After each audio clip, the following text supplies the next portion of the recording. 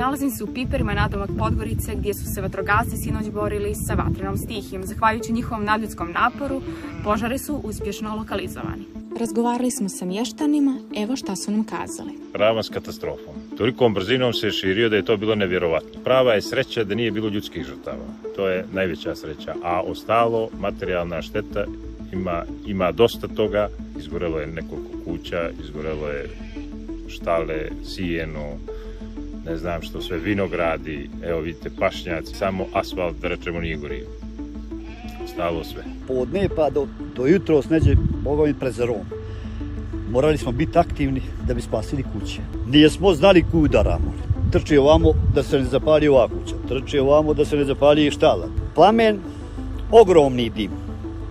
Nismo znali što da radimo. U pomoć crnogorskim vatrogascima pritekla je Srbija, posluši svoj kanader, kao i Hrvatska i Italija. Pomoć je najavljena iz Slovenije, Austrije, Ujedinjenih Arapskih Emirata, Mađarske i Češke. Osim Podgorice, požari su bili aktivni na teritoriji Bara, Budve, Bijelog Polja, Danilovgrada i Nikšića.